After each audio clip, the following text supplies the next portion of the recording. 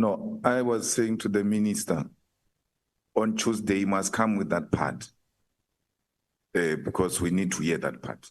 It's very important.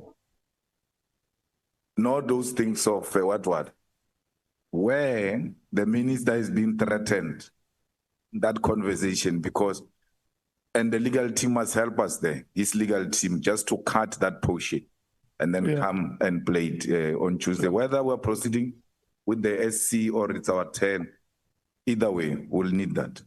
Yeah. So that is the request from Julius Malema that is throwing to Senzo Mchunu there. So as you know, Senzo Mchunu came with an audio as part of his evidence. And the purpose of this audio was to show that General Mkhwanazi was angry at Senzo Mchunu and was trying to threaten him over the disbanding of the PKTT.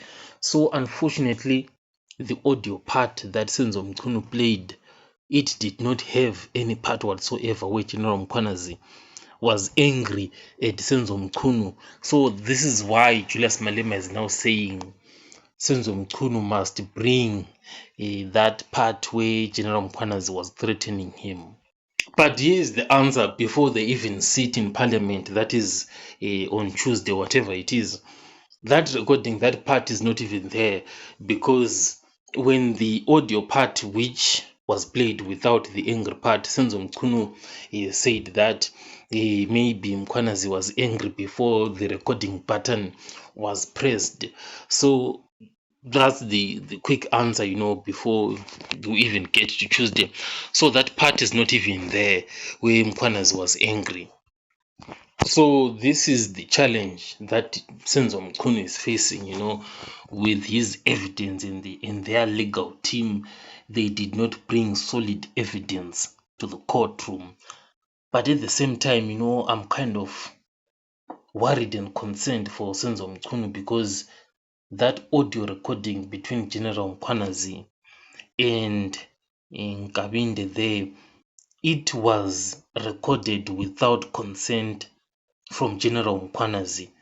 And I'm imagining, because it's a crime on its own, to record someone without their consent. But this is what Senzo Mchunu is presenting to the ad hoc committee as part of his evidence. So I'm trying to find out, is it legal to do that? I mean, let's try and do some research here and see if this is truly legal. Is it legal? Not lethal, but is it legal to record someone without their consent? Exactly. Let's try edit that. Let's see what the law says. So it's saying that in South Africa, whether it's legal, it depends on the context. So it says the first part, if you are part of the conversation, it's kind of legal to record that conversation without telling the other person. Kind of tricky, but this is what we have here. If you're not part of the conversation, then it's illegal, like recording other people while speaking. And then there are obviously some exceptions with regards to these issues, because journalists can come in and record and are doing it for their investigations, whatever. But let us look at the context like that of Senzo Mchunu as he was presenting evidence.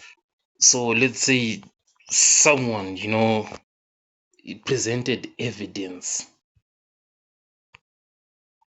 of a recording, right, of person A.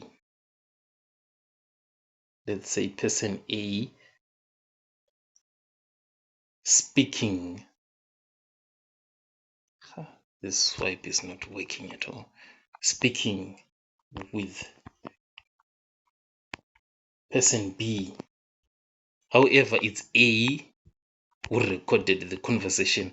So in this case, this someone is Senzo Mchunu who presented this evidence. And the person A who was speaking with person B. A, it's Nkabinde. B, it's General Mkhwanazi. And it's Nkabinde who recorded the conversation. Now, is this legal? Is this legal? My goodness, I did not expect this one. I expected it to be illegal. It's what I was expecting. I was actually expecting this to be illegal because this is General Mkhwanazi being recorded without his consent. So this is saying yes, in this situation, it's legal as long as person A was part of the conversation. So the legal reasoning under the regulation, etc., person A is one of the people speaking. Person A made the recording themselves. Yes. So then the recording is lawful and can be used as evidence in court. So it's only illegal if A is not part of the conversation. Okay, I think I get the sense of this because I've seen cases, for example, where a woman recorded a conversation, like the woman was being harassed by somebody else. Then she recorded the conversation, and the conversation was being used in court. I've seen scenarios like that. So I think this is exactly what is happening here. But okay, it's fine. So what Senzo Mchunu did is definitely legal. But the challenge that now that he is facing is that his recording does not have any evidence whatsoever. It's completely empty. So next time they are going to be questioning Senzo Mchunu and expecting that evidence to be there, but unfortunately the evidence is not going to be there. But irregardless, I suspect one thing, and one thing that I suspect, is that Julius Malema definitely knows that there is no recording of General Mkhwanazi being angry whatsoever. So in making this request, and saying it's very important, I think you heard that part. He is trying to expose Senzo Mchunu here to say this guy is completely lying before us here. No, I was saying to the minister, on Tuesday, he must come with that part. There's important. Because we need to hear that part. It's very important. Exactly, that part is very important. And he stressed that part to say it's very important. It's like he's trying to expose Senzo Mchunu, I mean, it's just my gut feeling, that I'm feeling that Julius Malema feels like he's trying to expose Senzo Mchunu here. I'll catch you guys on the next one.